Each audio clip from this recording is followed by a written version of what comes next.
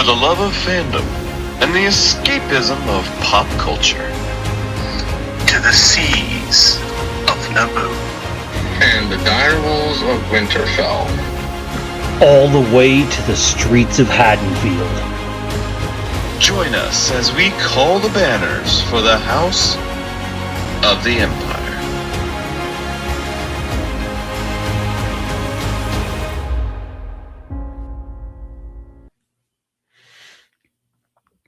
"2026 is indeed starting off with a bang, and we get to kick it all off here on House of the Empire. Happy New Year, everybody. Welcome into 2026 and welcome into all of our abodes and studios, or in Sean's case, his floating head.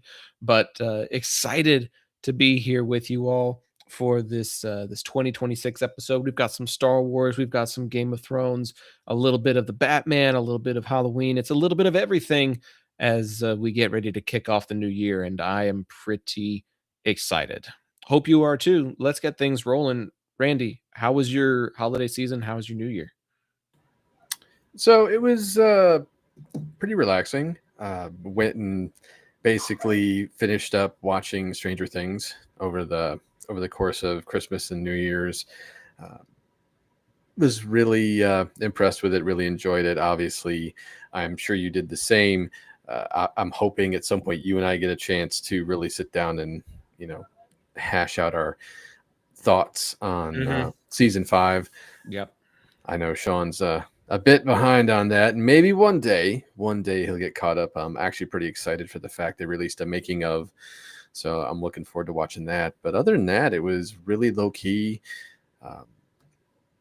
And 2026, it's crazy to say it's here, but a lot of stuff coming down the pipeline for us to be able to review and watch and have a lot of fun with. So I'm pretty excited. One of the big things is as soon as A Knight of the Seven Kingdoms comes out on the 18th, it's currently the 12th of January at the time of this live episode. Once that first episode debuts, we're going to be doing episode by episode reviews of that mini series. It's not going to be a whole lot of episodes, but the limited episodes that we get, we are going to go through one by one, and somewhere in there we'll have a Stranger Things discussion as well. Looking forward to all of that, and looking forward to what the rest of 2026 has in store. Happy New Year, Kenny. Thanks for joining us in the chat on this Monday evening. Sean, excited to be kicking off this new year with you and have a lot of new stuff to talk about here on the program tonight.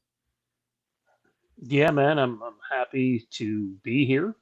Full disclosure, we would have liked to do an episode last week, but I was sick all through the holidays, as was basically my entire family, and not even just like the immediate family, like the extended, like we all got sick from going to a get together, and it was not a fun time, and so it made Christmas Eve, Christmas, New Year's Eve, New Year's a task and a half. But the extra time off was kind of nice. I said to Randy last Tuesday, so one day after we would have recorded, I was like, fuck, I just want to get on and talk about this Star Wars news and share all my thoughts on it. And there's so much to talk about, but I got to tell you, fellas, I'm probably no closer to watching Stranger Things. I read some non-spoiler stuff because it's the only thing I will read because I don't know a damn thing about anything.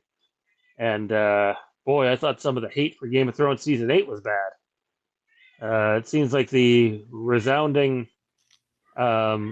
popular opinion is it fell short. But I would offer a little something from Supernatural in regards to this. Supernatural's initial 5-season run was by Eric Kripke, who does The Boys. In his mind, that's like the end of the show. He allowed the show to continue without him, and he moved on. But one of the last things that they say in that episode are endings are hard. They're hard. Like, no matter what you're doing, Star Wars, Lord of the Rings, Halloween, the Avengers, Marvel, DC, endings are hard. I can't tell you how many people Zach and I have conversed with over the years that say they're not a big fan of The Dark Knight Rises. I like the movie, but I get it. Like, I think writing an ending might be the hardest thing to do in not just cinema, but with books too. Like, I think about the Batman part, or the Batman Part 2. Yeah, I haven't seen that. No one has. The Batman. I love the first 2/3 of that movie. And it's not like I don't like the last third. I just think it dips in quality. And I think that's a lot of projects. So I do think some people judge endings a little too hard. And that's my rant to begin 2026. Sorry, guys.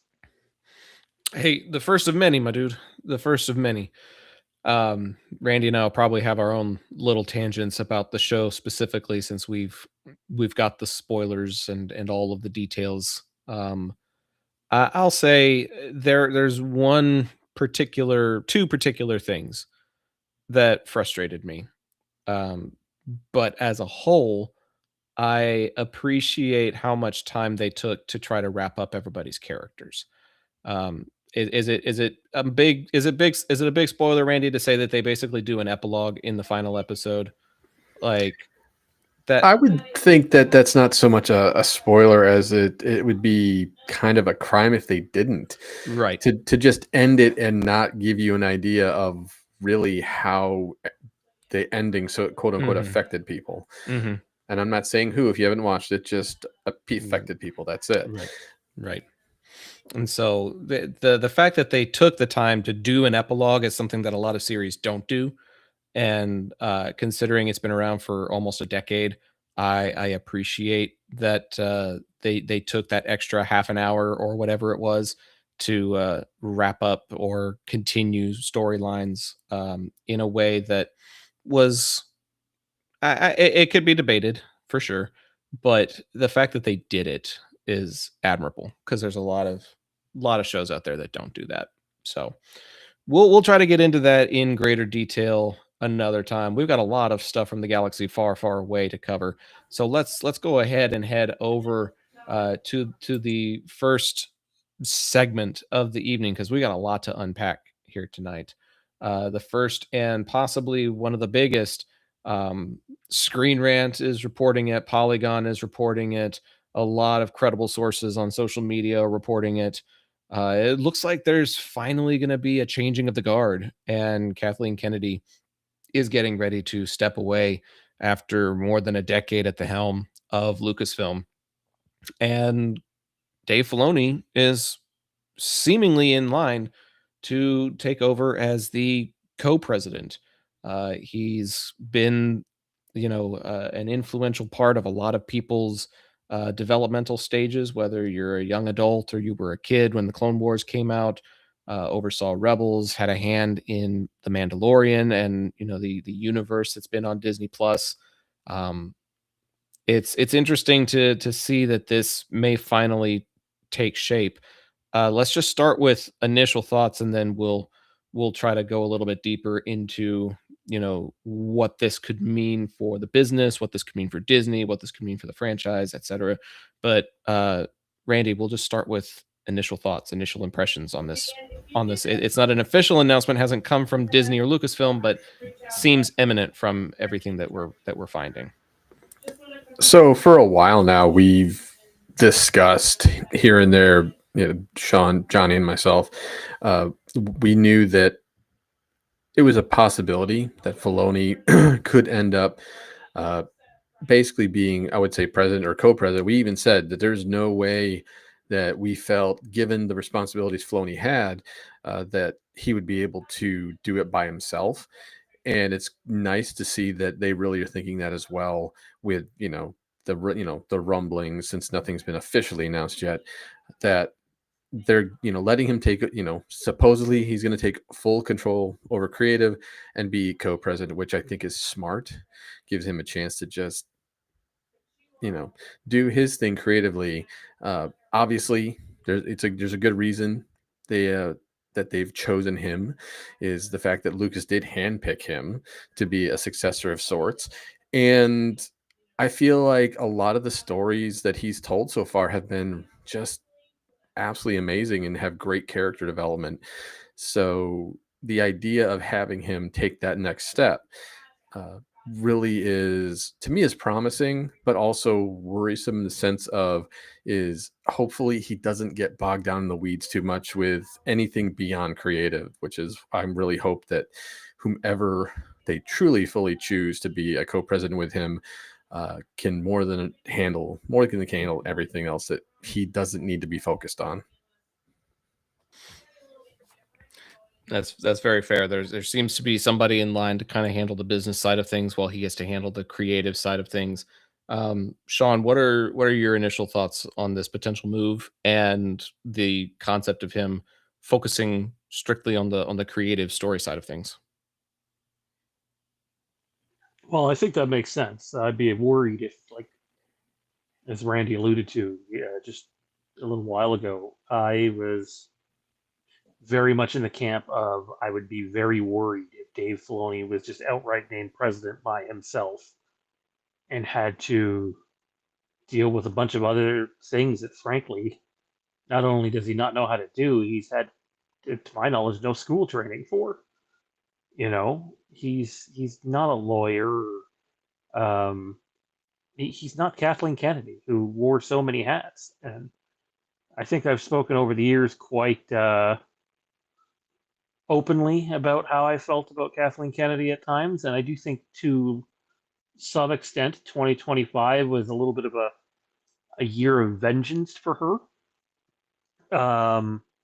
Creatively from Filoni taking over, your mind's got kind of has to go everywhere. Like, if you want to see what Dave Filoni led Star Wars era looks like on the big screen, well, what do you consider to be his project, right? Like, because it's not Starfighter, which comes out next year in 2027 and is the movie that's always in the news.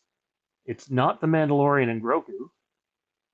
And it's likely not the Simon Kinberg trilogy, which is in development. I know they talked also about doing a Dawn of the Jedi movie with James Mangold. Whether that happens or not, we'll see. But it seems like the Kinberg thing's going forward. And that's a trilogy of movies. So, like, when would he like? Obviously, Dave Filoni will have all the time in the world to put his fingerprints on that. But, like, in terms of a movie that is conceptualized by him, in terms of when we're going to get to actually see that, like, fellas, we're half a decade away, and that might be generous. So I think there's some people that think we're just going to see instant results, and I don't feel that at all. I would counter that with Kennedy didn't make any movies during her tenure, but she oversaw a lot of what went on as far as what movies got greenlit, as far as how the story got told. Um, it's very possible that this new title doesn't necessarily give him the freedom to become a director of a film, but gives No, him I'm not the executive producer in terms of to give greenlighting him things. to give him the opportunity to have his hands in a little bit of everything. I think because he's Lucas's protege, I think because he's so knowledgeable about the lore, that he'll be on set for every film that's going to be made. That he'll be involved in some capacity, or visiting or assisting in the editing room, or providing, creative insights as to, does this break canon? Is this consistent with what we're going to be trying to make moving forward? I think all this really does is give him a bigger involvement where he's going to be in the credits for pretty much every film going forward. Um, but there's also the catch 22 that if he is that involved, he could suffer the same fate Kennedy did and have all these people shitting on him for saying, "Oh, he got too involved," or "Oh, he stymied this person or that person's creativity, didn't let them cook," as the kids say. And it's going to be interesting to see exactly how much involvement he's got, because if he oversteps, then it's the same song, another verse. But if he actually finds a way to enhance the moviegoer's experience, then it could be really cool.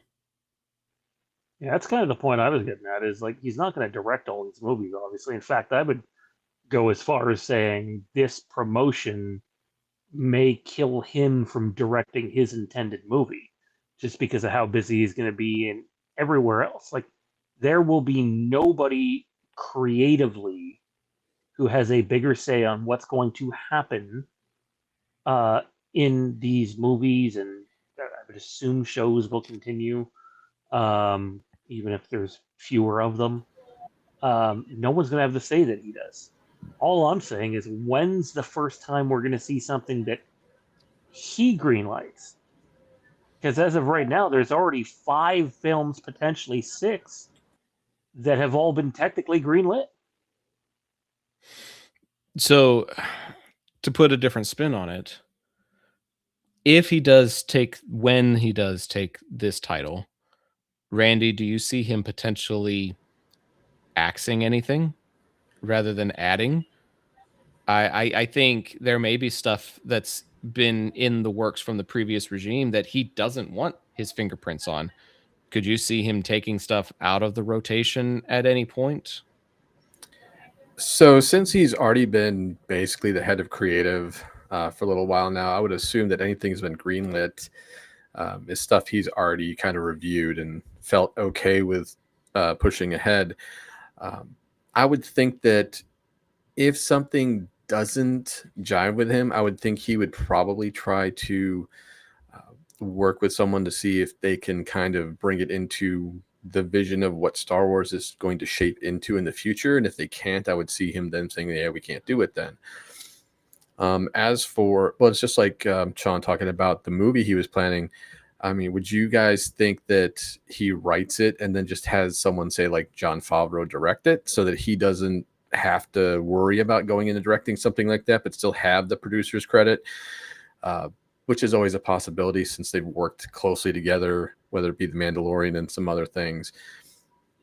But ultimately, I feel like if once this finally happens, once this transition happens, I think anything that's been greenlit so far, I think in his own way, he's already touched it, looked at it, given the okay, given the thumbs up. Because obviously a lot of these are trying to build some more lore, trying to build on what we've already seen and add to it. But moving forward, there's probably stuff that maybe just in early stages that he feels that maybe it's just not up to snuff, or maybe it doesn't fit the vision for what he wants to do with Star Wars to kind of maybe, and for all we know, a lot of what he wants to do is bring it more, maybe bring more of the spiritual side back to Star Wars, more Force related things. He's always been, since given how big of a fan of Lucas he is, it'll be interesting to see how he shapes Star Wars moving forward.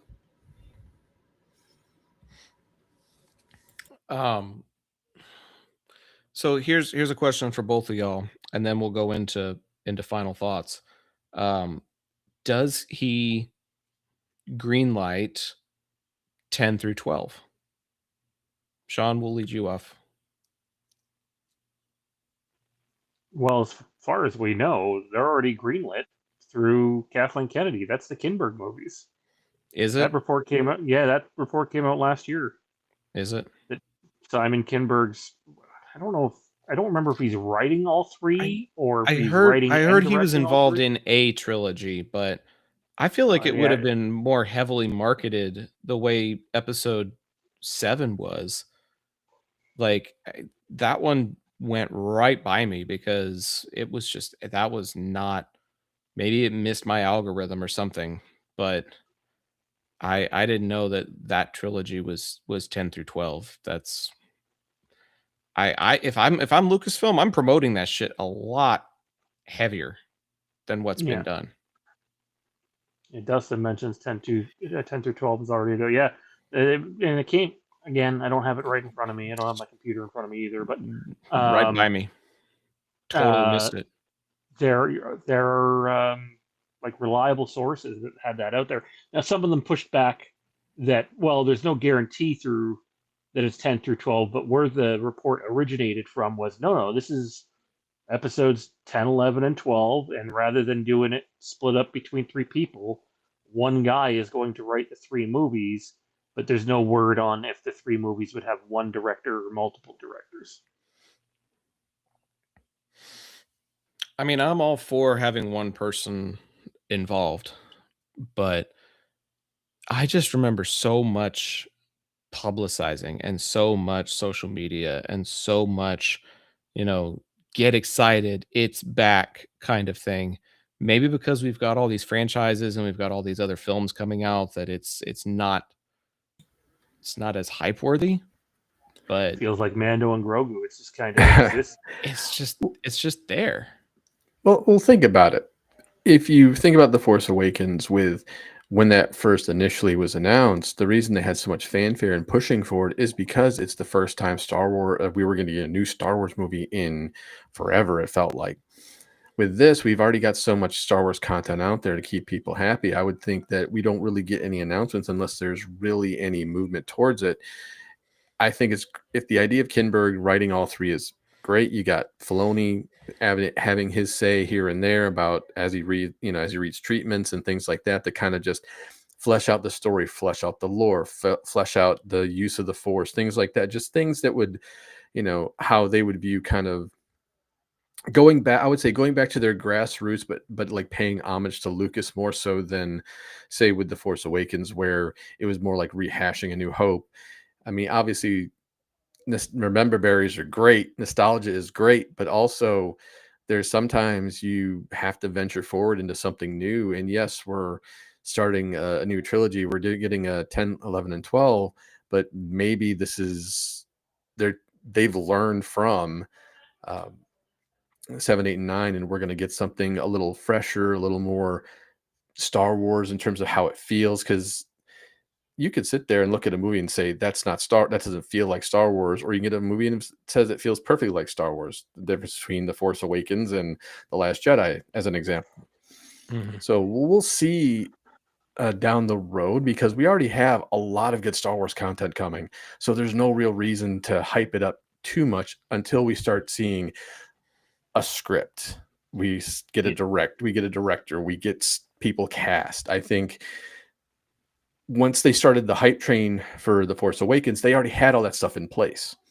So it was just all a go, put it out there for the whole world to see. And it ended up being such a huge success because of that, because it's the first time Star Wars had been on the big screen in forever. So I think that's kind of where Disney's thought was in that respect. And I think right now, keeping on the down low until they have more concrete information and things in place, I think that's a good thing right now. The report originated from Deadline. I just checked, but mind you, it hasn't been officially announced by Lucasfilm. But when's the last time Lucasfilm announced anything official first before it's been reported by someone else? I'm going to say it's not in the last decade. I don't have much to say. I agree with you. They should be all over this. But I appreciate the clarification, but I still stand by my assertion. You either market the hell out of this and promote the hell out of this, or don't do anything. Don't say anything. Don't release anything. Like, even naming Kinberg as part of a trilogy is bold. And so it's just, I feel like a lot of their releases and announcements and promotions and stuff have been kind of half-assed for the last couple of years, and it's not a trend that I'm super thrilled about.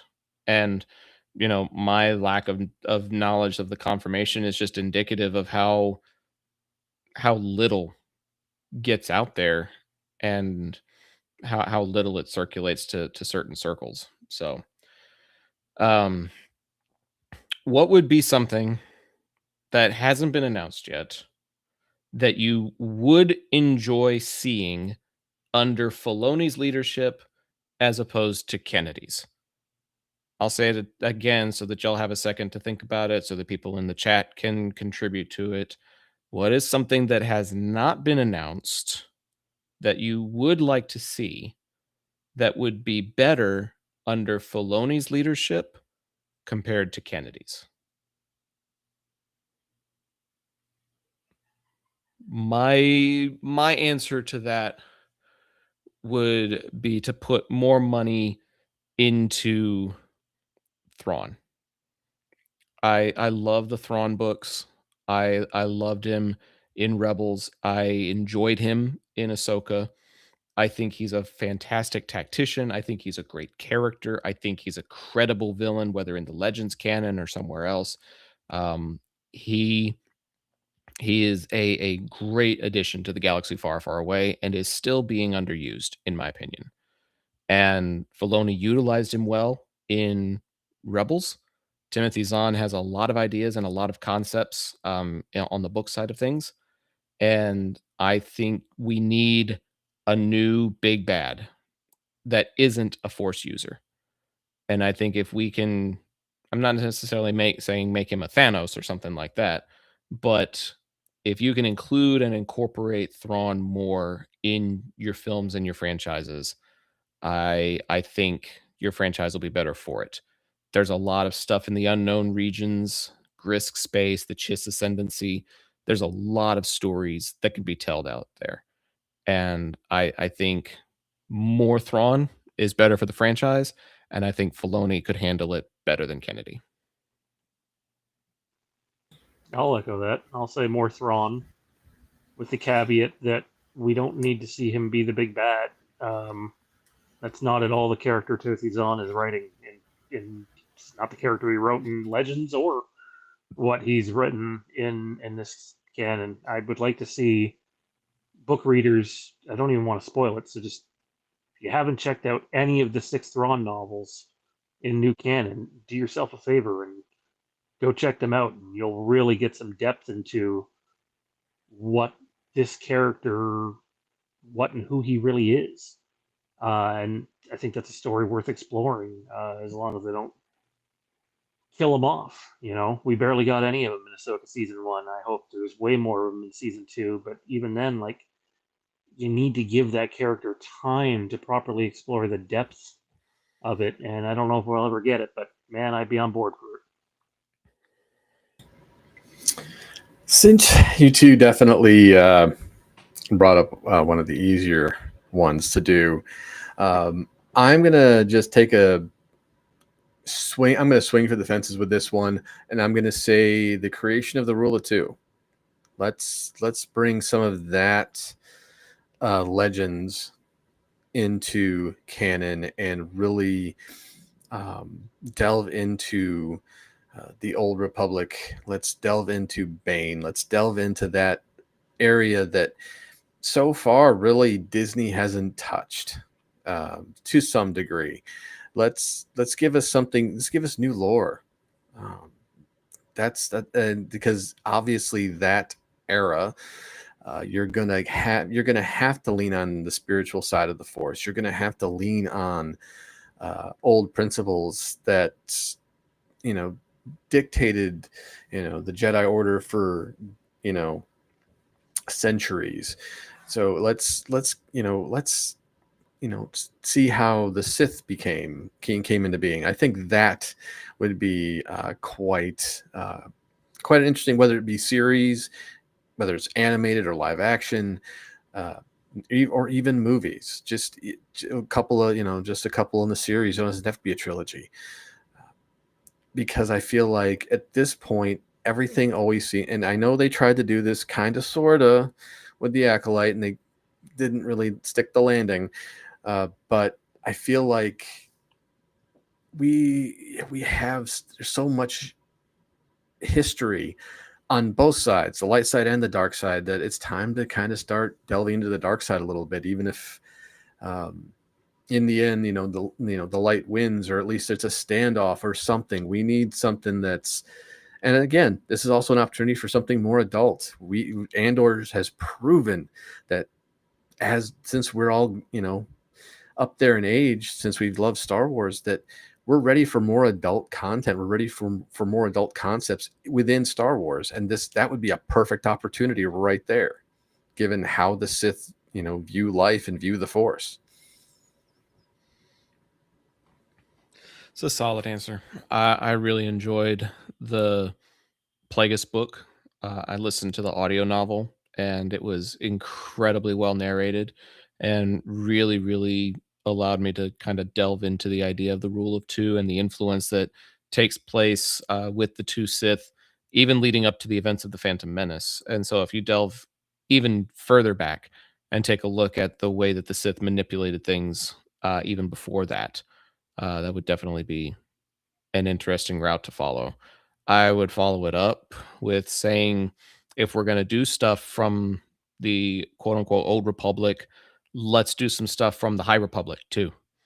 I think a Clone Wars or Rebels style animated series is long overdue, and I think that is the perfect place to go into it because it has a lot of these similar um, horror elements. There's a lot of spiritual elements about what does it mean to fight for the light?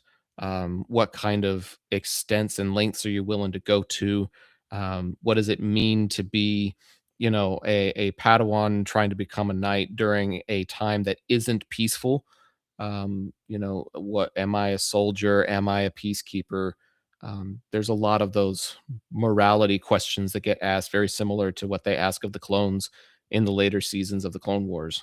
Um, so I think if they're going to do an animated show, um, I think it should be set in the High Republic era.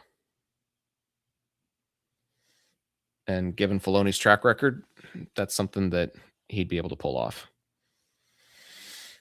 Final thoughts on Filoni as we get ready to move into our next segment. Any closing words of caution to the man as he gets ready to assume this new mantle? I would say just stick to what you know. Don't sacrifice your ideals for pressures from potentially anybody who is not part of the creative. If you have a specific vision, stick to it. You've done so well so far with everything you've shown the fans of what you like and what you're capable of. I say if it ain't broke, don't fix it, and that's just stick to your guns. Sean, final thoughts?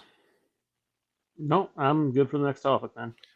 Well, the next topic is one of those projects that got greenlit before Filoni introduced into office, and there's some very interesting elements to this, and I may need you to take point on the next couple of bullet points that we've got here because I read maybe one article that talked about what's taking place here in Starfighter, but it did not make a whole lot of sense to me given the premise that we were being told. Um, this whole idea of Tom Cruise being behind the camera is a cool thing. I'm just going to lead off with that. He's done incredible things in front of the camera, so for him to take a stab at some stuff behind the camera is a really cool idea. But the rest of it is kind of lost on me. So Tom Cruise basically showed up on set, and he's got a relationship with Sean Levy. Sean Levy joked around about him shooting a scene, and Tom Cruise took it quite seriously and went out there and got into the swampy waters in his nice shoes and was behind at least one of the cameras for at least a portion of a scene. And again, this is an approved article, by the way, that originated with, I believe, the New York Times. It comes across as more of like a bio piece on Sean Levy and had to be approved by Lucasfilm. And they just kind of go and throw out there, yeah, they were shooting a lightsaber duel. And it was like, all right.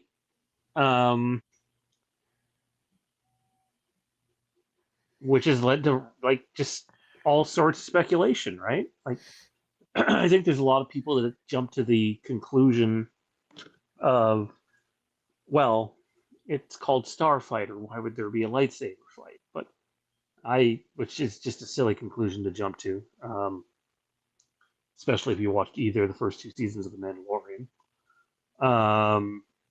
But for me, the rumor, at least, that we've talked about on this show and previous shows on the channel, has always been Ryan Gosling's character is some sort of, adult family figure to the kid in the show, or in the movie rather, and the kid is believed to be force sensitive, and he's trying to get the kid to safety. So the idea that lightsaber duels are present here does not surprise me. What I don't know, and what we'll now spend the next 16 months speculating about, is who is in said lightsaber duel. And a lot of people are thinking it might be Rey. We'll see, though. Rey. See, again, I'm out of the circle. I have not heard any of that. Have you, Randy? It's just the article that Sean had shared with us. Obviously, yes, that would be the first thing. Well, it's just like people are like, oh, they're in a swamp. Are they in Dagobah? And there are other planets other than Dagobah, people. Let's hope they don't try to retread that. But to me, if I'm going to speculate, I'm not going to think Rey off the bat, because I feel like Rey's going to pull what I would view would be the smartest thing to do, is pull a Luke Skywalker at the end of The Force Awakens with her. That would be I think that would be a good way to lead into whatever they plan on Which doing has with been her. that's the rumor we've talked about on this channel for a long time now. If I'm gonna guess, speculate, what if it's Mia Goth and Amy Adams going at it in a lightsaber duel in a swamp? Because we don't know really what their characters are, except for that they're in the movie and that one's a villain and one's not. So it's always, that'd be kind of actually a pretty badass lightsaber duel if you ask me, but that's the fun of it. We get to speculate until we finally get to see that first teaser. And do they even give us a glimpse of who could be a Jedi or a Force user, or a dark Jedi, or even a Sith? Do we get? It's like now we get to speculate until we finally get that first trailer, and that's going to be a lot of fun, because now we can be like, hey, we predicted this. This was our speculation months ago, and here it is. Or, holy shit, they pulled the rug on us and gave us something completely we were unexpecting, which I'm all for. I like the mystery of it all. I would love to see just like a dirty, non-clean, roughhouse type fight between two characters, whether they're female, male, female versus male.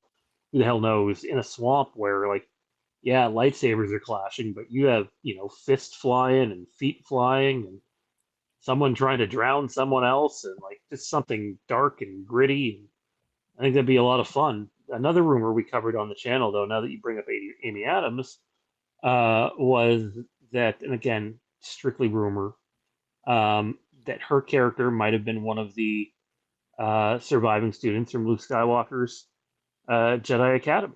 And timeline-wise, that would add up. This is 5 years after the Rise of Skywalker. So, I don't know. I'm excited. I'm excited we're gonna get a lightsaber fight. I think, I'm not saying you have to have a lightsaber duel in every Star Wars movie, but I think one that's the 50th anniversary movie and is clearly getting way more attention than the one that comes out 5 months from now. It excites me more. I'm trying to think. Outside of animation, has there been anything besides Ahsoka that has shown a 2 female duel? Because I think Shin and Ahsoka go at it at one point, don't they?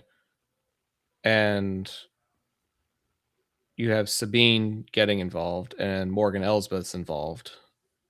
But I don't think there's any other movies or any other pieces of material outside of maybe like a fight in the Clone Wars where you have 2 ladies going at it. That I was that actually does kind of excite me a little bit. If I that, was trying to think if it happened in the Acolyte or not, but I don't think it did. no, I don't think it did, because it was the guy from Squid Game in the finale. Yeah, So, because Yeah. Chimere was the one who was pretty much going up against everybody and whooping their Mhm. ass for the most part. right.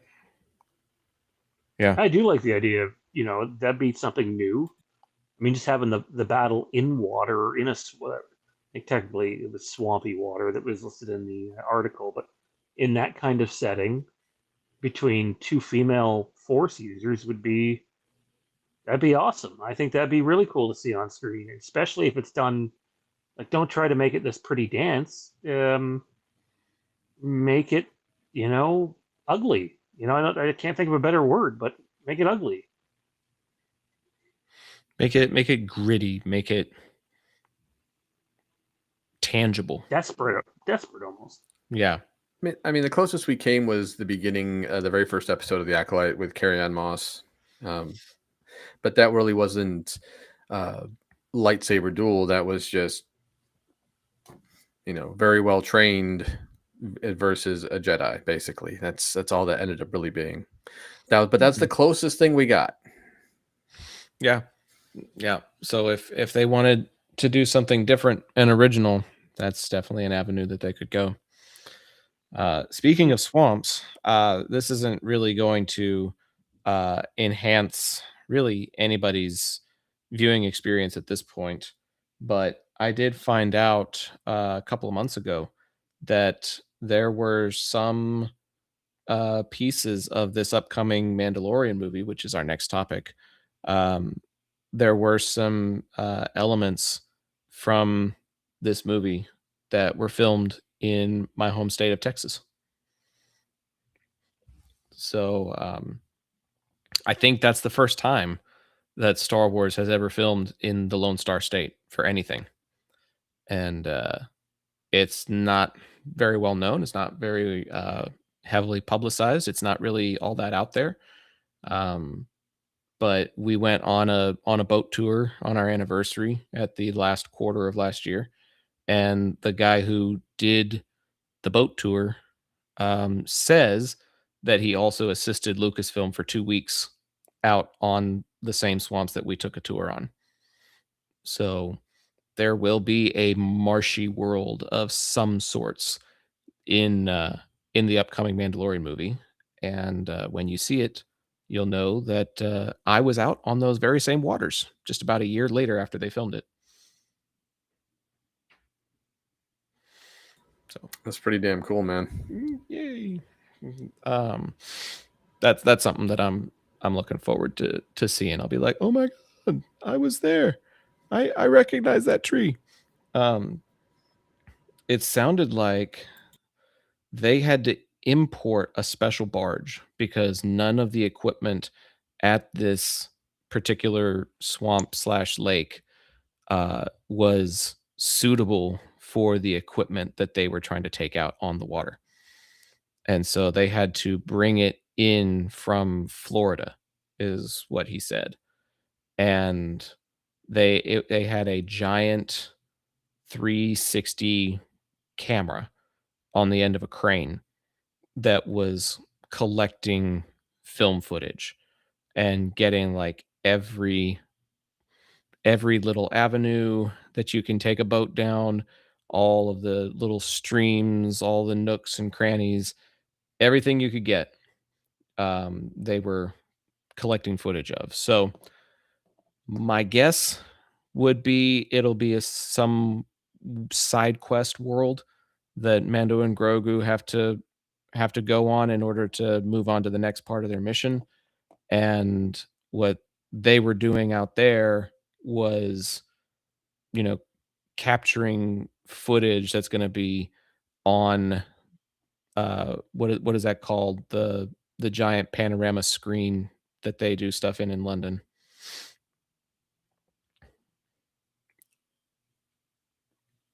I can't remember. Are you talking about stagecraft? Stagecraft? Yes. I wanted to say motion capture, but I knew that wasn't right. I was thinking about Avatar.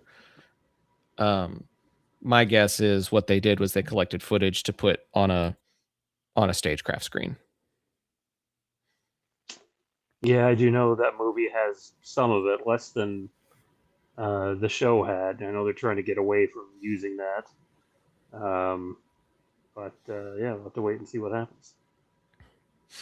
But speaking of Mandalorian and Grogu, the show notes say that it's possibly hiding a big surprise. But again, I guess I've been so out of the loop in the galaxy far, far away, I don't have a damn clue what that means. So I was listening to a podcast the other day, and Wait, like an podcasters official- listen to podcasts? Yeah, right. Shocking. Some of us do anyway. But so again, this is an official report, but they pointed out something factual, and they said, think about what we've seen for the Mandalorian and Grogu so far in marketing, or what the rumors have said, or just any piece that's gotten out there so far. And the simple truth is, there's not much. It looks like a Mandalorian and Grogu movie where there's some Babu Fricks in it, and an ice planet that resembles Hoth with some Imperial walkers, and Jabba's son's in it, who's played by Jeremy Allen White. And we know what's his face from Rebels is in it. Zeb. Zeb, that's it. That's it, really. That's all we know about the movie. And so people have their expectations pretty down in terms of what to expect about this movie. And I've been pretty cynical just about how they've gone about it, how they marketed it. However, this guy goes on and mentions how many people knew about Baby Yoda before watching the first episode of The Mandalorian. And the truth was, almost nobody. Mm-hmm. That wasn't a big rumor out there. That was something they kept under wraps, and it just fucking blew up. And keep in mind, they had that whole season done. All 8 episodes done, filmed. It's not like the first episode came out and they were still working on 5, 6, 7, 8. The show was done. And they managed to keep that under wraps. And then same with the Darksaber showing up at the end with Gideon. That was kept under wraps. And then season 2, it wasn't until that season started airing and a leak happened where it was like, oh, well, here's fucking Ahsoka. Ahsoka's in season 2, and I think we knew about the Bo-Katan stuff, but Ahsoka was a big surprise. I don't know if we had an idea about Boba Fett or not. I can't remember. But specifically about the Luke Skywalker thing, when you follow the story and who the story points are supposed to be, everyone's going, oh, wow, it could be Luke Skywalker. But I remember back then, and everyone was like, yeah, there's no chance they're doing Luke Skywalker. It's going to be Cal Kestis or Ahsoka coming back or something like that, or someone new, because there was no official leaks whatsoever that they filmed Luke Skywalker stuff. Not from the leakiest of the leakiest bunch. And there it is. We get the big Luke Skywalker couple of scenes there at the end of Mando Season 2. And basically he went on to say he absolutely believes there is something like that going on with the Mandalorian and Grogu, and they're going to lean on word of mouth of whatever this big event is that happens in the movie to make people go see it. And his leading theory, just a theory, is that it's going to feature the reunion on screen of Han Solo and Luke Skywalker. That would be absolutely wild. The reunion? Was there a separation? Well, we haven't had it since Return of the Jedi. So it's going to be post Force Awakens reunion of the 2 older Jedi? No. No. I don't understand how Mandoverse is in between. it's Force between, Awakens. right? So I don't see how this is a And reunion. Han dies in the Force Awakens before it's not him and a Luke. reunion in terms of the story. It's an on-screen go to the movie theater so the fans can see Han and Luke together again sort of reunion. Because we were robbed of that in the sequel trilogy. 100%. Robbed. Man, we are on very different wavelengths and consuming very different Star Wars media, because I don't know if this is going to be a hot take or not, but I don't give a flying fuck. I really don't. Like that is rehashing decade old material from decades prior, when they need to be focusing on something new. They need to tell that to Disney and Avengers Doomsday. they need to do something different, dude. I'm supposed to do an episode of IPC tomorrow where we talk about what our 5 most anticipated movies of the year are, and Doomsday's not even the top 10. I didn't even put Doomsday in the top 10. I don't give a fuck about that either. I really don't. I will go watch it because I probably got family and friends that want to go watch it, but I do not care. I do not care. Maybe I cared back in 2015 and was like, "Oh, that's interesting that we didn't actually have those two get back together." But I really enjoyed Han's role. I enjoyed his charisma. I enjoyed the way that he helped pass the baton to the next generation. I felt like he served his purpose. And him getting back together with Luke was not a make or break for me on my thoughts on this movie. And we're going to talk about The Force Awakens in just a little bit when we do our Flixbusters review. And that reunion that we missed is not going to be a reason that I knock on it and take points off for it. I did not care. I still don't care. And so the idea that that's going to be the big reveal in this Mandalorian movie is that we're going to give you, other actors or CGI versions of two characters that didn't get to hang out in their old form a decade ago, and we haven't seen them since the 80s, and that's going to be the big reveal for this movie in 2026. Who gives a shit? Like that's not a reason for me to go see this movie. I'm going to go see it because it's Star Wars, but that's not the reason I'm going to go see this movie. I do not care. I'm going to say you're probably one of the very few people who have that take for sure. Don't care. Well, Don't- and you also have to look at, like, for you, like, how Star Wars is introduced to you, and like when you fell in love with it. Like, so for someone like me, my old ass, who grew up on the original trilogy and grew up on the camaraderie and the character building between the two characters, to the point where when we finally have an opportunity to bring everybody back, and you see Carrie Fisher, Harrison Ford, and Mark Hamill all reading for The Force Awakens, and you're just kind of going, "Oh, we can have all of them get back together, all 3 of them. This is going to be amazing." And yes, it's a passing of the baton. That was the whole idea here, and I was fine with that part. I just felt like, after the trilogy was over and really just kind of taking it all in, it's like we really were robbed of an opportunity to have all 3 of them on the screen at the same time. I'm not saying they had to be the main characters. I'm not saying they had to be the heroes. It was more or less giving fans who have that nostalgia feeling for the original trilogy a nod. And just like the scene that got deleted with Luke on the Millennium Falcon in The Last Jedi, of him realizing Han is gone, like that was a powerful scene that should have been kept in the movie.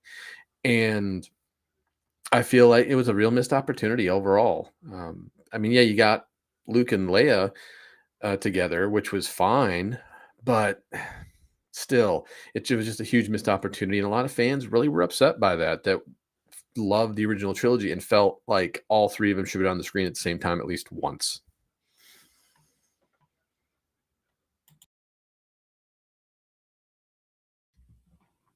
Sean, do you want to tell me how wrong I am? No, I'm good to move on. I'm sorry. I mean, I do see that perspective, Randy. I do. I don't see that as the reason to go see Mandalorian and Grogu.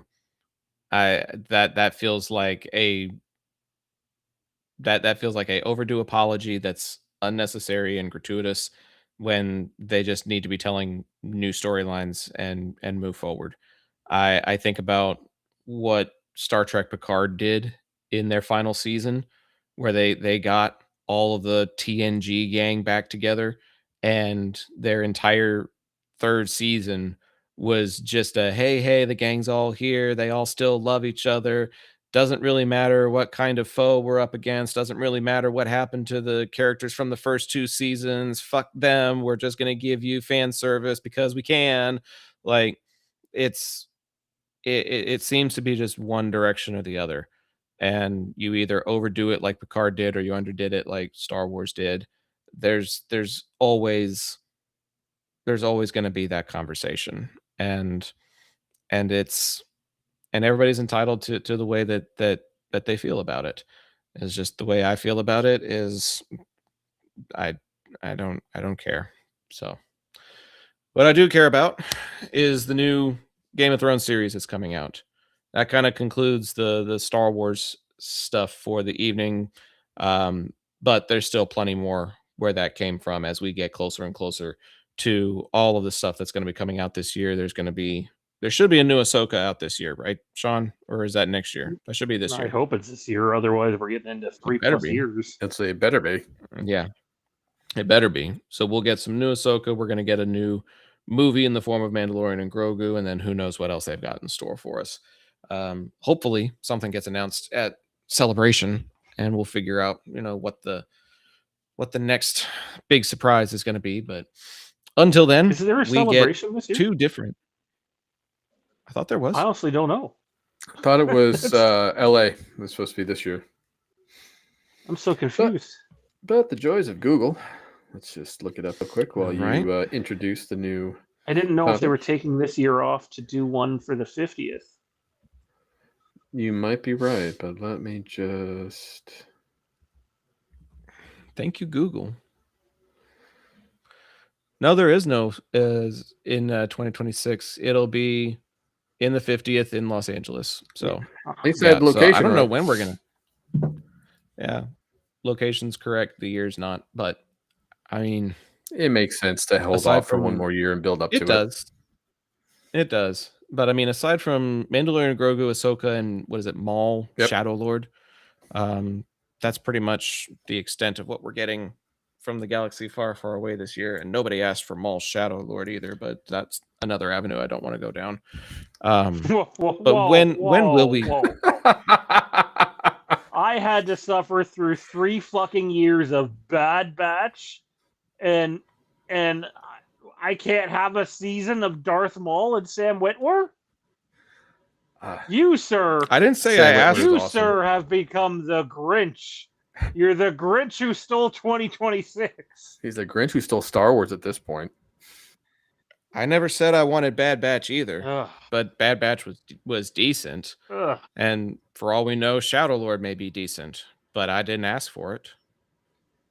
Yeah, I didn't ask for Andor either, but I was happy I got it. I genuinely don't. Again, maybe it's my algorithm. Maybe I'm out of the loop, but I genuinely don't know who was clamoring for a standalone series set in Clone Wars animation style that's about Darth Maul. Like I was fine with his character's closure in Rebels. His fate is sealed. All of the stuff that leads up to that is just pretense and bullshit. We don't need it. Like we know what's going to happen to him. All of these other adventures, he's going to be chock full of plot armor, and whatever happens is going to happen. And so I have no reason to get excited We about knew that it show was going to either. happen to Vader, but we got the prequel trilogy. There were tons of other characters that all of those movies were focusing on. We had storylines for Padme. We had storylines for Obi-Wan. We had storylines for the Emperor. This is literally called Maul Shadow And Lord. clearly, it's how he- 80% of the Basically, content. it's going to be about the crime syndicates. We're going to see probably why he ended up where he was when we found him in Rebels. I mean, there are things that were not explained about his character that we'll probably find out through this animated series, whether it be stuff that he did with Kira or stuff that, you know, ended up where, like I said, where we found him in Rebels. It's one of those things where there is lore that we don't know about him that it'll be kind of cool to learn about him. There's an image floating around of a red Twi'lek in that show. Oh no. And No. yeah. And I just can't help. Not Talon. I can't help but wonder. I'm like, Filoni would have been at that point still in the head as the head of creative. That was Lucas's pitch for his sequel trilogy. I could totally see them using this show to introduce that character for that character to be able to pop up in post Rise of Skywalker shit. I'm not saying it's going to happen, but God. I would not be shocked with Dave Filoni in charge. Oh my God, not Talon. That is the worst Rule 34 to ever happen to Star Wars. Like, even worse than Leia in Episode 6. Talon is the worst Rule 34 to ever happen to Star Wars. And they're going to make it canon. Oh my God. Can we please talk about Game of Thrones? Because I'm getting a headache. I don't have much on the Gauntlet of Thrones, but yeah. Oh my God. Night of the Seven Kingdoms comes out this Sunday. It's going to be based on the novella written by George R.R. Martin about Sir Duncan the Tall and his newly appointed squire, who eventually turns out to be somebody more than what they seem to be. For anybody who hasn't read the novellas or hasn't read the spoilers online, I'm not going to be the one to spoil it for you. But it's one of those unlikely pairings where these two people that just don't seem like they should be getting along end up getting along and going on adventures. It's very separate from the dragons. It's very separate from all of the big pomp and politicking that we see in the previous two series. It is the life of the everyman. It is somebody who is trying to prove himself to be worthy of joining a noble house because he does not have a name or a house that he has been appointed to. He is the king of side quests. He goes on whatever mission will pay for his next meal and his next piece of armor. It feels like it's like giant RuneScape set in Westeros. And from what I've been able to tell from the novellas, one of the big plot points of this particular first season is going to center around a tournament. And we've seen tournaments in the first season of Game of Thrones. We've seen it in the very first episode of House of the Dragon. All of the jousting and the big coin purses involved in winning your matches. A lot of glory and money and honor to be won in an event like that. But there's a lot to lose if you're not competent. So there's definitely a lot of interesting components to explore within the world of Westeros, but the scale is definitely going to be a lot smaller than what we have seen in the past. And that's why the episodes are going to be shorter. That's why the season's going to be shorter. But it's still Game of Thrones content, and it's still exciting to be able to get a chance to see what they're going to give to us. Randy, what kind of things have you been able to see, or what pieces of media have you consumed? How blind are you going into this, and how excited does that make you for what you're going to be seeing on Sunday? So for me, I'm pretty blind. I mean, anything I've seen is basically been the trailers, and that's about it. I haven't read the novellas or anything like that. So, but the thing is as long as it feels like Game of Thrones, like if you could, like when I see, because, you know, thanks Sean for this one, seeing the set, seeing the just how everything, if you know, as long as it's not all stagecraft, like we're everybody, you know, we get to see beautiful scenery and it helps set the tone and things like that. I feel like that's really just going to help me enjoy it a lot. But it's also kind of neat just to I mean, for me, it was the same thing with House of the Dragon. I was going in blind to that as well. So, and I was pleasantly surprised. So I feel like I'm just going to take that wait and see approach. I'm excited to see it just because it is Game of Thrones content. And I'm really just kind of hoping that it has that certain feel that you always get when you watch Game of Thrones. As long as it has that, we are good to go. Sean, what's your sentiment based on what you've read, what you've seen, what media you've consumed leading up to this? You would know more about the story than I. I've not read anything on the story other than what we get to hear about, Sir Duncan the Tall in Game of Thrones. A couple of times he comes up. I'm curious to see what happens here. Like, they made this show for significantly less money than what House of the Dragon and later seasons of Game of Thrones were made for, like drastically less. And I hope it works out. They've already let people know you're not going to hear the Game of Thrones theme and have like a typical Game of Thrones intro, and I think that's good. I think that should be for the bigger shows. They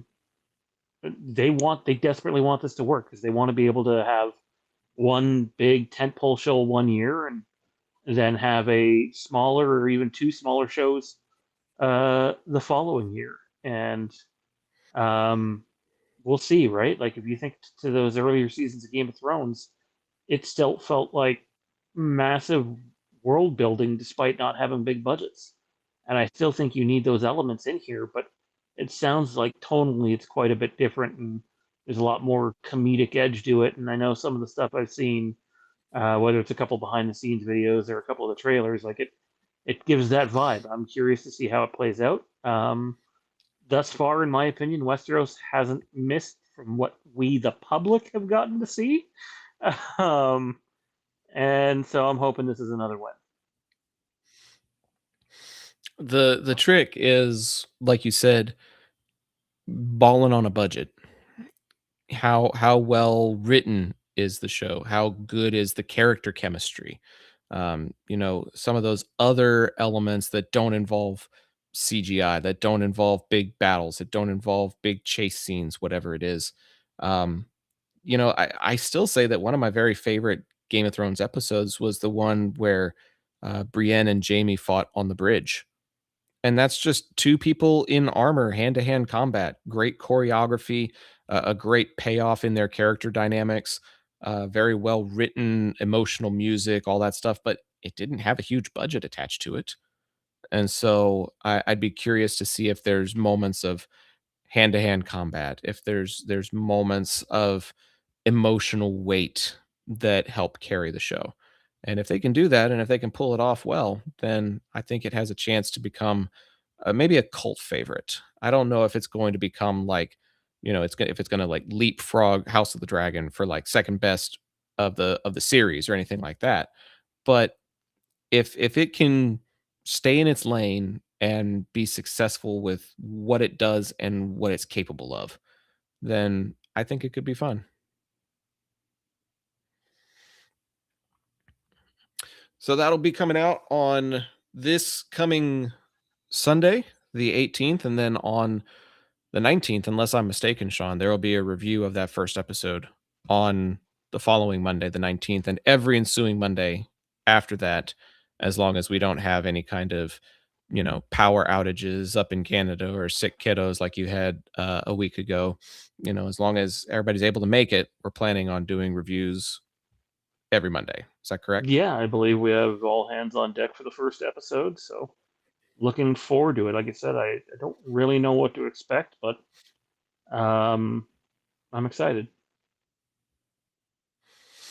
I think the comedic element is something that's going to be definitely a factor, just because from what I've read and from what I've seen, I've read probably about half the novella.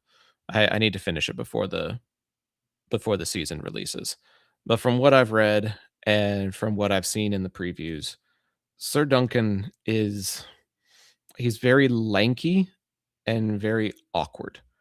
And he has a lot of good intentions, but he gets typecast as somebody that's just tall, young, and awkward. And because everybody believes that to be the case about him, he kind of starts to believe it himself. And so I think one of the cool elements will be him, breaking out of some of those awkward conversations that he has with people who are in higher status than him, while also um, kind of coming out of his shell and becoming his own person, his own man, his own knight in his own respect. Um, and so that could lead to some really interesting conversations with other knights. It could lead to some really interesting dynamics with his co-star, his counterpart. So I do think comedy could be a factor in it, but I think it'll be like a combination of wit and awkward humor. But we'll have to wait and see. I could be completely wrong. There could be some slapstick in there that I just don't know about, and we'll end up, seeing him fall on his ass after he gets knocked off a horse. He gets knocked over again or something, and it's just like, I don't know, Charlie Chaplin set in medieval times. Who knows? So, all of that to be discovered in just a few days' time, and then the review of it will happen right here on this channel the day after, as long as everything goes well. I keep adding all these addendums. I'm going to shut up now. On to the other element that has to do with the world of Westeros. And this is something that I'm going to have to start incorporating a little bit better once the full season of A Night of the Seven Kingdoms comes out. Once we've seen every episode, once we've been able to review and digest all of them, I'm going to add them to the rotation. But for now, the Gauntlet of Thrones only covers stuff from the original series, Game of Thrones, and House of the Dragon. And we don't even have House of the Dragon included in this particular Gauntlet of Thrones. This is one of those classic middle episodes that have big impacts for different reasons, and it could be an interesting discussion. It could be an interesting debate. I'm really curious to see how this one plays out. There's no big battle like Hardhome that takes place really in either of these that I can think of that I can remember, but there's a lot of really great character moments. There's a lot of development. There's a lot that can be a fan favorite of sorts, depending on how you look at it. So this should be fun. For those of you that are new to the channel, we do a segment every episode called the Gauntlet of Thrones. We pit one episode from the world of Westeros against another one, debate it, hash it out right here on the channel, and then we throw it into a algorithm so that we can try to figure out what is the best episode in the Game of Thrones universe. And it's all going to be completely biased, but that's okay. But every time we pick one, the other one gets eliminated. And we have AI helping us out. ChatGPT is holding on to the bracket, and it randomly generates matchups for us to debate here on the program. I tell it which one wins, and it will log the winners and the losers. If we want to bring something back, we have an option to revive an episode. Because I think we had an episode not too long ago. Was it Baylor, Sean? I want to say it was season 1, episode 9, Baylor, where we really, really enjoyed that episode, but the one that it was pitted up against was just superior. And we're like, if this is going up against, season 1, episode 2 or whatever, like Baylor is probably winning that. If it's going up against some random season 3, episode 4 or whatever kind of thing, it might win that one also. But it just didn't win that particular matchup it was in. So we do have the option to revive episodes if we want to. Might be interesting to see if this is one where something gets revived or not. For the Gauntlet of Thrones this week, the matchup features season 3, episode 5, Kissed by Fire. In this one, we see Egret with Jon Snow.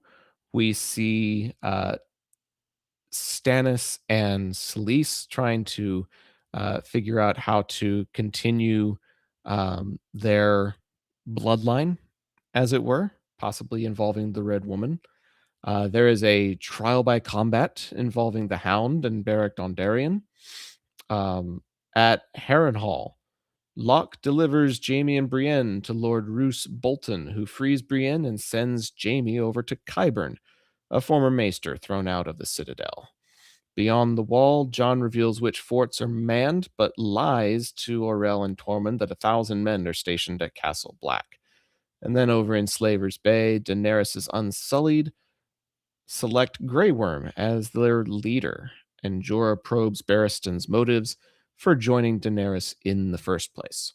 So, a lot of prelude, a lot of lead up, a lot of character development in a lot of different places. The counterpart is season 1, episode 7, You Win or You Die. Ned is uncovering a lot. His investigative work has led to him confronting Cersei with what he believes to be certain knowledge of the incestuous birth of her two or three children. I think it's 3 at this point. Mortally wounded by a boar, Robert dictates his last will and testament, naming Ned regent until Joffrey comes of age. But instead of Joffrey, Ned writes down in his will, my rightful heir. Renly tries to convince Ned to launch a coup against the Lannisters, and by the end of the episode, Littlefinger is actually holding Ned at knife point, telling him, you shouldn't have trusted me. So, again, not a whole lot of people really die. Not a whole lot of big battle sequences yet in either episode, but we learn a lot more about what's going on in the Riverlands and in Harrenhal, and we learn a lot about the Wildlings and Ygritte in season 3, episode 5. And then we have what could be considered one of the most iconic lines in the entire show when Ned confronts Cersei and she says, when you play the Game of Thrones, you win or you die, which is the name of the title.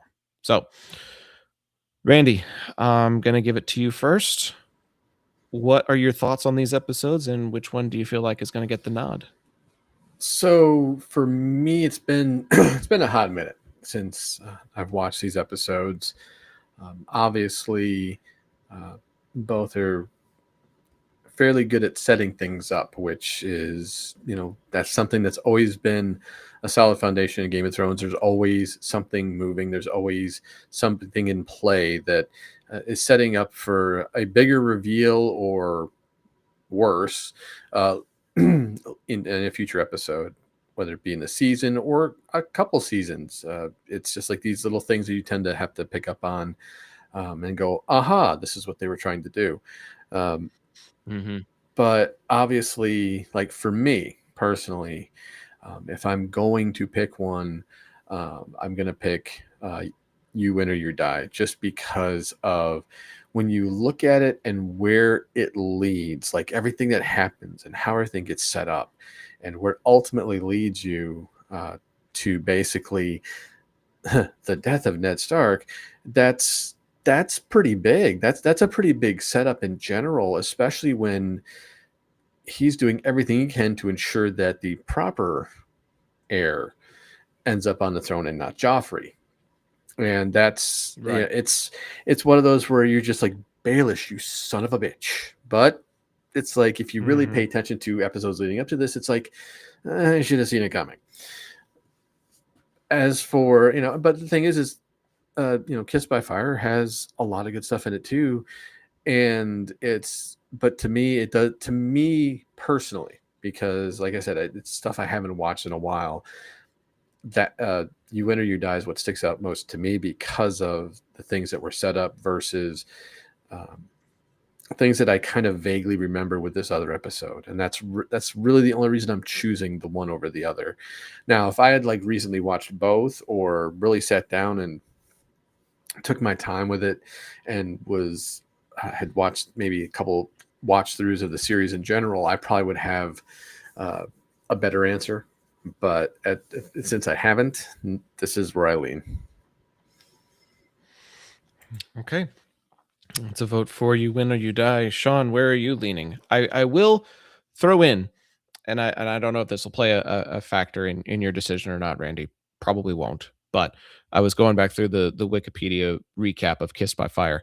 This is also the episode where Rob executes one of his dissident men, one of the Karstarks, and it's pretty cool to see him following in his father's footsteps, leading by example, and saying that the one who passes the sentence should swing the sword. It's a real cool mirroring moment that shows just how serious Rob is about his campaign. That if there's any dissent within his ranks, he's the one that takes care of it. I did think that was pretty cool, but not my moment. Sean, you're up. Sorry, trying not to die over here. For me, it's you win or you die. You die. Pardon me. First of all, the king, who we've gotten to spend time with since episode 1, has just been killed by a pig. That alone is worth noting. But man, that conversation with Ned and Cersei, oh, I mean, it acts as like this building ground to this big showdown that's going to come. Except for the fact you're thinking it's going to come down the road, and down the road is actually 2 episodes later.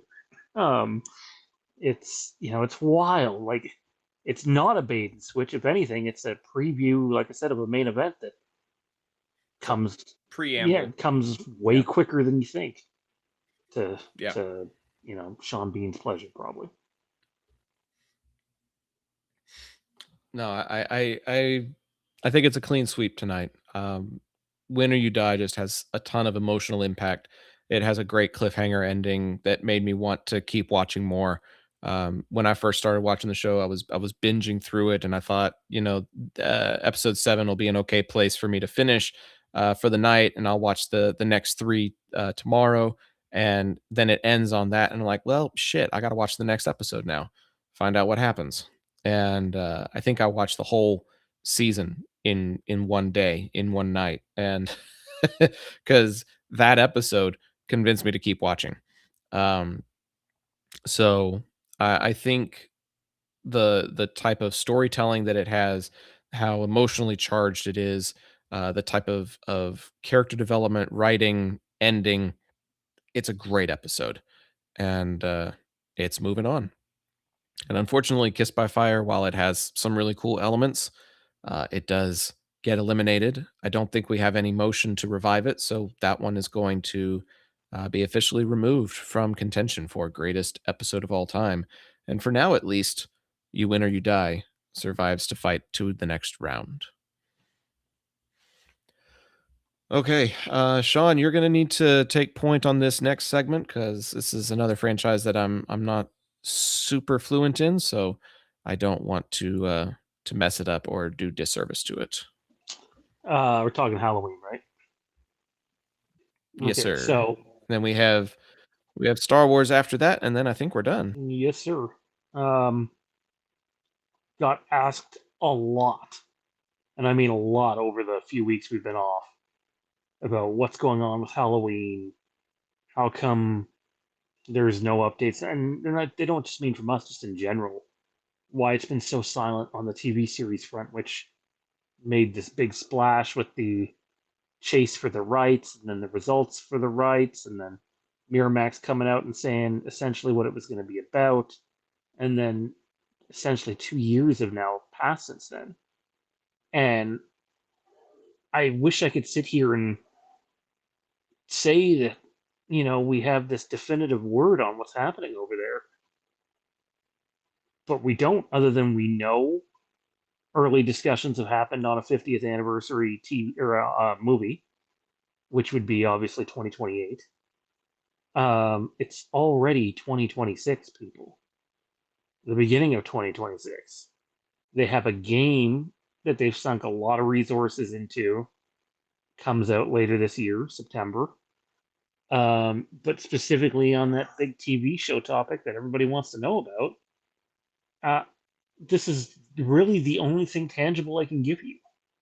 Is when they released their little press thing on it, they said it was heavily implied it would be a period piece that takes place after Halloween 1 and explores a lot of characters from that first movie that we don't get to spend a lot of time with, while obviously still having involvement from Michael Myers. I can tell you the last thing that's even the slightest bit tangible that I heard on it would have been towards the end of summer, which is now the longest stretch. I'm not saying, I haven't exchanged messages here or there, but in terms of anything worth reporting, the last thing we were told is it wasn't a period piece and that the show didn't look like how they described it. And it's important to note that Miramax went through a change with their head of television during this time. The person who signed off on purchasing the rights is, no longer the person in charge over there, which is a complication for any series kind of stuck in no man's land. So I wish I could sit here and guarantee you that we're going to see this thing, but I'll say this. I want more Halloween content as much as the next Halloween fan. But if you go and look at what the It franchise just did with Welcome to Derry Season 1, and if you tell me that I have to have a TV show just for the sake of having one that's only 20% of what Welcome to Derry is, I would say no thanks. I'll wait and do something when you have, the resources in place, financially and creatively, to deliver on something. I'm not saying it has to be just as good as Welcome to Derry, but it can't be significantly worse. Like, that show raised the bar, in my opinion, for horror TV shows. Dude, Welcome to Derry was amazing. I loved every episode. And if we can get something, 60, 75% of what Welcome to Derry was, I might get reinvested in the Halloween franchise myself. Yeah, I would take that. I wouldn't take 10 or 20, but if you can be, 3/4 of what that show was, I think you're doing something.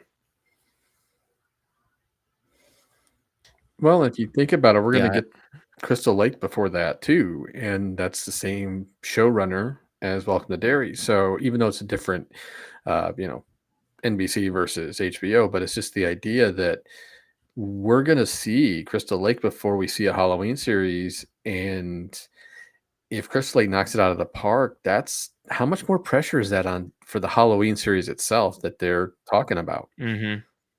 True. Oh, a ton. That is true. I mean, it wouldn't surprise me if they start knocking on Brad Calipane's door. He's co-showrunner on Welcome to Derry. He's the showrunner on Crystal Lake. This is, Hollywood's a copycat industry. So we'll see what happens there. I will answer this question just because, excuse me, I know we teased it before Christmas and we should have had a couple episodes in that time and didn't. This is what I'll tell you, even though it wasn't advertised for tonight, is the way that I took it. So I'm not reporting this as fact, but the way that I took it is that you can play inside and outside of Smith's Grove Sanitarium. Now, I don't know if that means in the one-player mode you're going to be inside, which I can actually guarantee you because you play through the part that leads to them breaking out, which you don't see in the movie. And then the outside part's just for multiplayer. But I would think, given the lack of map variety that'll be around during that time, if they have the resources to have both, if it's one in one mode and one in the other, why wouldn't you have a multiplayer map of the inside of Smith's Grove, which would look a lot different than the other maps because you're inside a mental institution, and then outside. So yeah, Smith's Grove is the one that we've been talking about that they haven't haven't been saying a whole lot considering how relevant that whole area is going to be in the game.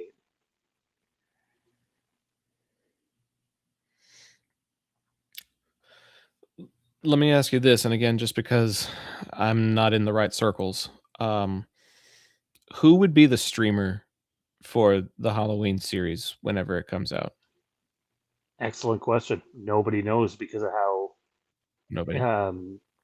who it's being made by, right? It's not like it's being made by someone that's directly tied to someone who has a streaming service, right? So it's not like Hmm. a self-output thing. There was a rumor of stars like way back when they first released that article, but like I honestly don't know. At this point, I would not be shocked to hear we've just turned all of our attention towards the 50th anniversary movie, which is, Mm. what, 20, 30 months away, something like that, 2.5 years away.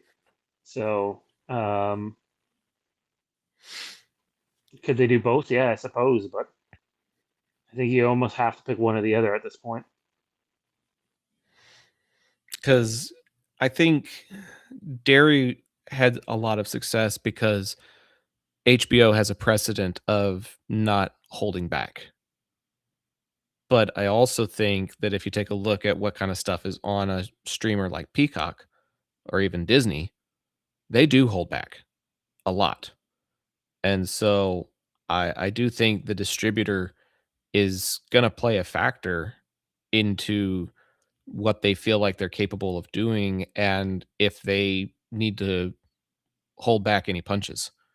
Uh, Derry held nothing back. I feel like whatever the creatives wanted to do, whatever element they wanted to incorporate, whatever scare they wanted to do, they got the green light for it because there was a lot of really intense stuff that happened in that show. But some of the action slash horror stuff that I've seen, the slasher esque type stuff that I've seen on places like Peacock and Disney, even Paramount to a certain extent will hold stuff back a good bit. So I think it needs to be on a place, perhaps even shoot, is Netflix a contender? Like Yeah, I think so. a place like Netflix or HBO, I think is a much better landing spot for the type of story that Halloween needs to tell, just based on track record. I love Um, HBO. That'd be a dream. Halloween fans aren't going to want to hear this, but I don't know if HBO would feel Halloween's worth their time. yeah, yeah, I can see that. I can see that, and that's unfortunate because I think there's definitely stories to tell there. I know that there's plenty of information about that franchise that I have no clue on, and I'd only seen the It movies maybe once or twice, um, each, if that, and I still loved the heck out of Welcome to Derry. So, if there's a way for a series to like reintroduce you to a franchise and help you come to enjoy and appreciate it better, I definitely think something like HBO or Netflix is the better landing place for something like that. Especially since Hulu is going to be gone by the end of the year. They're completely shutting it down. So that's one streamer that's being absorbed by another, and who knows how many others that may happen to by the end of this year or into next year.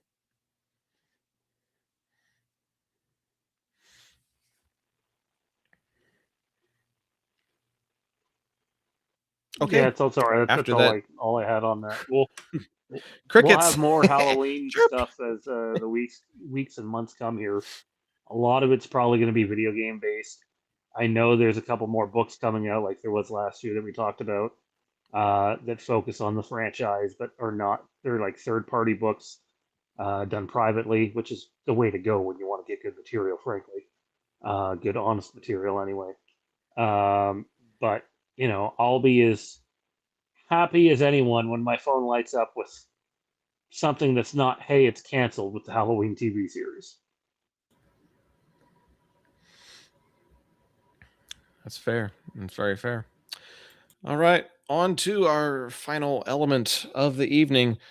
We're circling back to the galaxy far, far away. There were quite a few hot takes that I issued during our last little bit of Star Wars discussion. I'll try to scale it back a little bit so that we can wrap up the show on a positive note. But we're doing a segment that used to be one of our old podcast titles.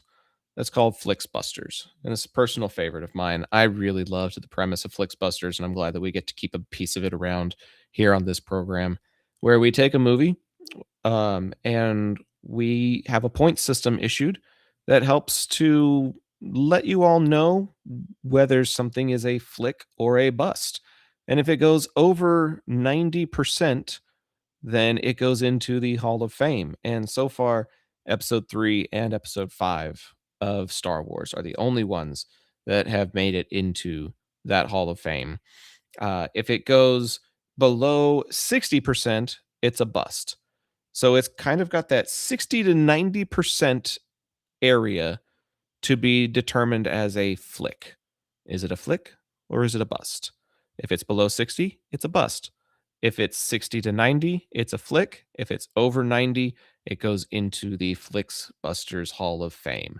We have been going episode by episode for the last several episodes of The Galaxy Far, Far Away. We have gone 1 through 6, and we are into the sequel trilogy, kicking things off tonight, not with Indiana Jones, not with Tommy B, although the similarities are uncanny.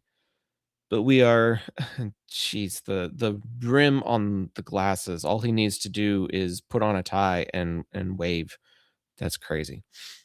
But we're into episode 7, The Force Awakens, and giving our thoughts on that film from some very specific components, some very specific reasons, including things like writing and story, the acting and directing, the production quality, the sound, which includes both sound design and the film score. And then there's the intangible enjoyment factor. How did we enjoy this film? Each one has a potential 20 points, 5 sections, 20 times 5 gives us a chance at 100 points. There's your second, third grade math lesson for the evening. But yeah, those are the criteria. That's how we're going to grade it. And once we have all of these numbers, we'll find out what the average percentile is. We've been kicking it off with Randy a lot tonight. Sean, how do you feel about leading things off tonight? Well, I will lead things off by letting everyone know what this fabulous guy had for his score.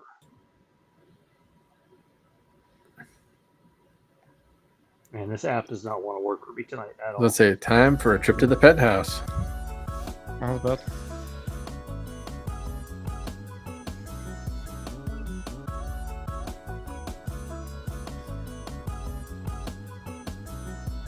So Johnny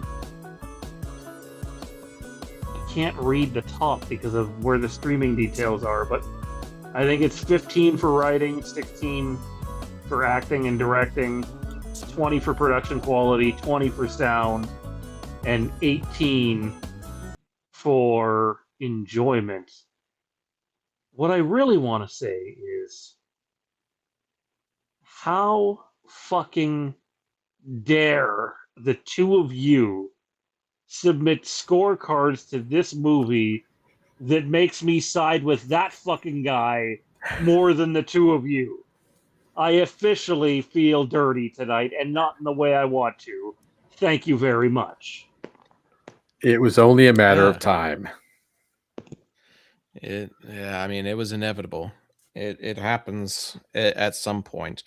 I will say there are 11 feature-length films that we're reviewing, and The Force Awakens sits very solidly at 6th out of 11 for me, just outside the top 5. So bear that in mind when you take a look at my numbers, because there's going to be 1, 2, 3, 4, 5 that have way lower scores than this one. I feel like I was very fair and gave it a very solid number, but I'm intrigued to see what what you gave it, Sean, because the contrast is bound to be stark if you're giving that kind of a reaction. Holy shit! For me, The Force Awakens is the third best Star Wars movie ever made by quite some bit.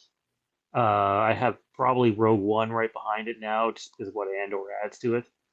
Um, the writing and story for a movie that some of us had waited 10 years for, other people had waited, 83 to 2015. What's that, 32 years?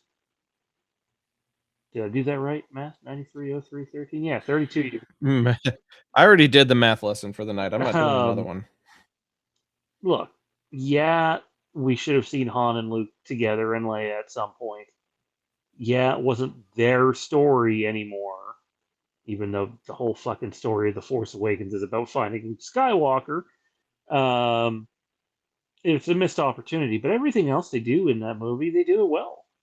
I'm hearing a lot of revisionist history from a lot of people out there over the last couple of years while listening to people talk about this movie. And I sit here and I go, why don't we go listen to your previous YouTube videos or podcast episodes of when the movie first came out or a month after the movie came out? And it's like some people have shifted their stance to, oh, well, this thing came out, it was bad, nobody liked it. Well, it is the highest grossing movie ever still domestically. There is nobody better than it. Not Avatar, not Titanic, not The Avengers. It is the number one grossing movie domestically of all time. And I think it honestly gave me everything I wanted, which is probably why I don't feel very positive about the following two films. Production quality was great. The sound and score was great. In my opinion, this is John Williams' last good soundtrack. And my enjoyment factor was almost perfect, but I also grew up a Luke Skywalker fan, and it would have been nice to see him. Yeah, this is one of my favorite Star Wars movies ever. So, while I didn't expect anyone's scores to replicate mine, I was baffled by how low someone's was. I'll say that. Someone's. You're so ominous. Just based on what I know my score to be and what your score is, I will definitely say this movie's probably not making the Hall of Fame. But that may be a bit of a spoiler. We've seen Johnny, we've seen Sean. Those are going to be the highest numbers, I feel like. Randy, what did you end up giving The Force Awakens? Well, clearly a lot lower than what everybody else did. So if you had asked me about this, like when I first saw it, I probably would have the same score as Sean. As time's gone on and repeated watchings and just time in general to think about it, the only reason writing and story is as low as it is because it is basically a spiritual rehash of A New Hope. That's the only reason, and that's me personally. But still, when you if you think about our scoring system, like for acting and directing, that's still good. That's still a good movie. It's just, again, some things I would have, there were choices, so to speak, that, as time has gone on and repeated watching, it just hasn't sat well with me. And the reason, like with the production quality, is just like it feels like some of the stuff is just rehashed that they've done before. So it's those little nitpicky things that have dropped those scores. Now, obviously, sound design and music is always going to be a 20, and my enjoyment factor is a 20, mainly because of the reason that when I first saw it, it was with a theater bought out by my friend who basically sold tickets to every like-minded Star Wars fan he knew that loved Star Wars. So that's always going to resonate with me. I'm always going to enjoy watching it. 86% is by no means horrible. It's just not, obviously it's surprising that Johnny actually has a higher score than me. I was not expecting that, given the way Johnny acts about movies in general. So I'm a little bit more shocked at that than I am my score. Sean, I am a little bit more surprised by your score but I kind of, in my own way, knew you were going to be relatively high on it. But what I guess the real question now is Zach, where are you on this? Because obviously, yeah, it's not going to make the Hall of Fame, but it's not a bad movie. And you're talking about it being your 6th favorite Star Wars film. So I'm really curious as to, are we on par with each other, or are you actually lower than me? So you need 270 points in order out of a 300. Holy shit. To make it a 90%. And you had a 86, he had a 95. I would have had to give it Johnny's score of 89 in order to get it to that threshold. I did not have that. I took a lot of points off because of its soft reboot nature. I understand why they did it, but there were times and moments where it was egregious and laughable, even to a certain extent. And I did not I did not care for the lack of originality, and I also did not care for how childish the villain was. Kylo Ren's crashing out and just destroying pieces of equipment, and everybody supposed to be fearing these temper tantrums, was not something that I was a fan of. I did not care for how intuitively Rey was able to pick up on the Force after just a couple of conversations and literally no mentoring. Somehow she like hears about the Force for the first time, and suddenly she's a badass fighter and can kick Kylo Ren's ass, even though he trained under Luke Skywalker and has been training under Snoke, and somehow she bests him in a 1v1 handily.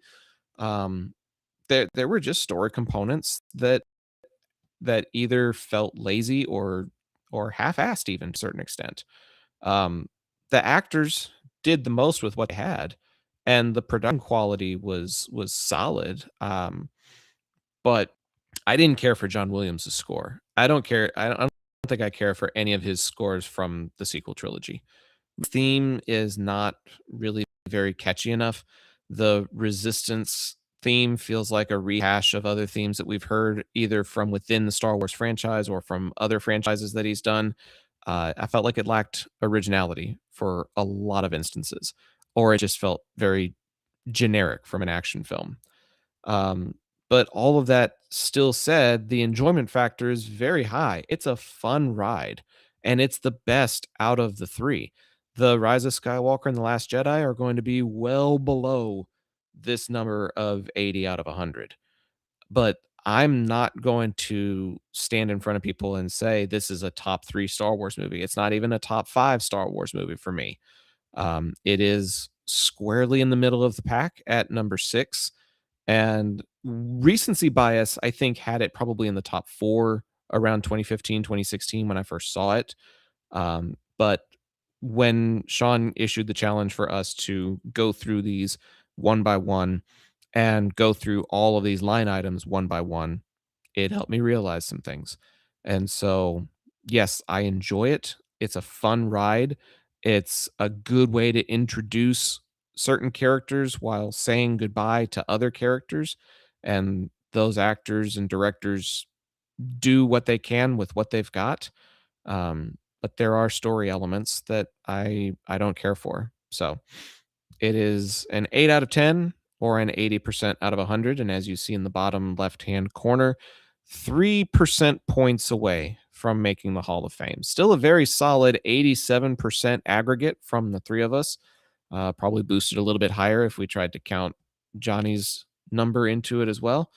But yeah, I guess I'm full of hot takes in the Star Wars universe tonight because I had a lot of opinions earlier, and I apparently had the lowest You score poo by a pooed on wide, Star Wars by tonight. a What the wide hell, man? margin. It needs to do better. I hold it to a high standard. After looking at Empire, we just saw Revenge of the Sith and Empire. I have a lot of love for Rogue One. There are and Andor that is fantastic as well.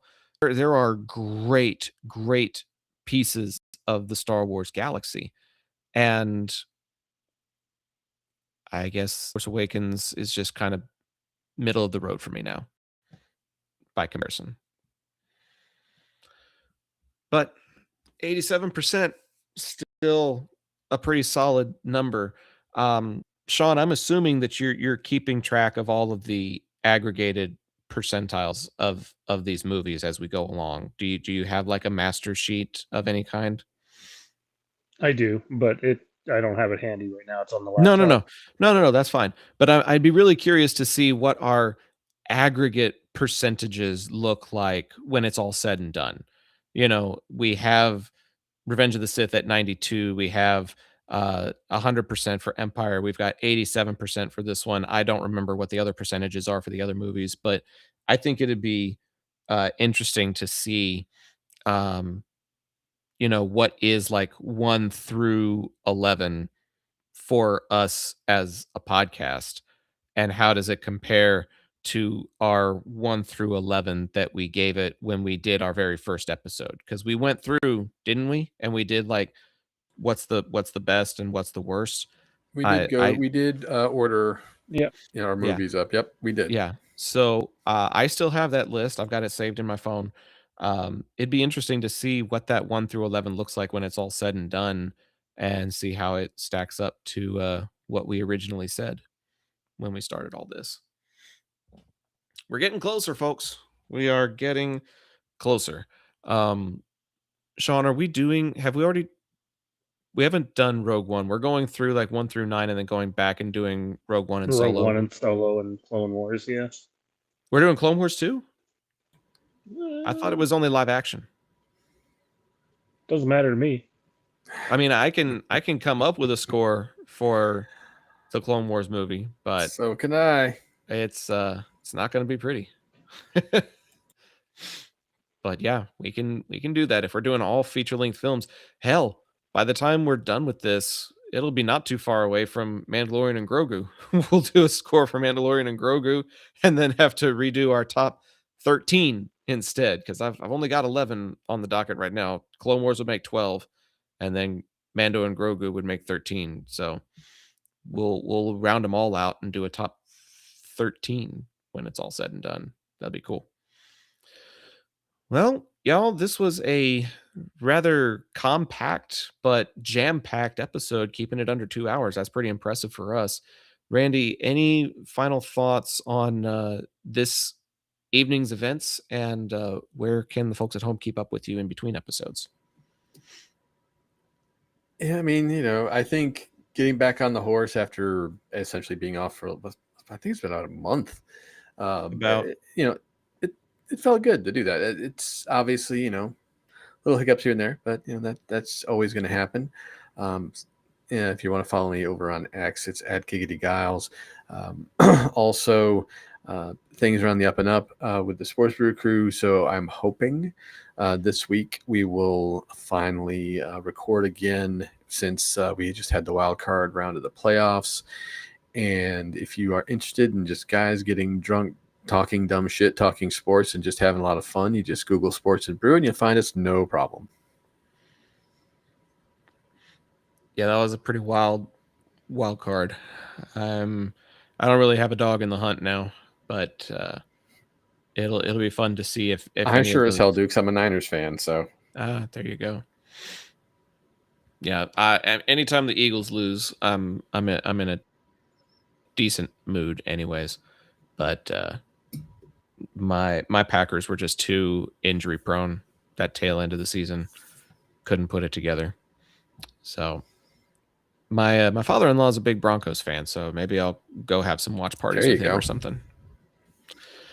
But that's still the ways out because they don't even play their first game until this weekend. So it'd be interesting to see if that time off affects them the way it affects the college football playoff. All those teams that had a week off, had a month off, didn't aside from Indiana, they didn't fare so well. So, but yeah, that's really cool.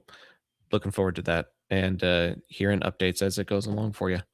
Sean, what other projects do you have down the pipe, if any? Right now, we're just focusing on A Night of the Seven Kingdoms that's coming out and keeping up with fandom news. We have episodes 4, 5, and 6 still to do for Obi-Wan over on Patreon. We'll figure that out shortly. And just a big shout out to everyone who still supports us over there, as well as the channel sponsors Ryan over at Colleague Nation, Jesse Storytime Spectacular, and Jason over at Backtrack Cinema. This was fun, boys. Thanks for doing it. There's a new episode of IPC happening somewhere on some platform tomorrow night, doing our top 5 anticipated movies of the year. Probably the first IPC that we've done in the last, 8, 9, 10 months. I don't know. Life gets in the way, but it's an annual tradition that we've done for the last decade or so, talking about what movies we're looking forward to, and that tradition continues tomorrow. And then follow me at Zach the Voice, ZACH the Voice, for any of the sports ventures that may be coming up in the local area. I just did my first ever basketball game last Friday. I hadn't been venturing into hoops until last week, and so that was a cool new adventure to try out. Worked out a lot of kinks and figured out a lot of stuff, and had a lot of fun because I played basketball growing up. So it was like returning to the stomping grounds a little bit, combining the new ventures with some old past parts of my life. So if you want to see me talk about hoops or talk about local sports, you can find me over at Zach the Voice, or find me on IPC, or find me right here. Go become a Patreon if you're not. Patreon.com/House of the Empire. A lot of really cool behind the scenes stuff that doesn't happen here on this live free program.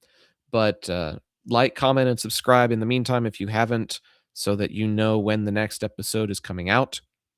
We've got a review of Night of the Seven Kingdoms coming down the pipe next week, because the first episode is on the 18th. But that's going to do it for us tonight. For Sean and Randy, I'm Zach. Thanking you for tuning in. Thanking you for being active in the chat. Dustin was in there. Horror Movie Lover was in there. Kenny was in there for a little while. Joel was in there for a while. We appreciate all of you, and we'll see you next time when the Empire returns.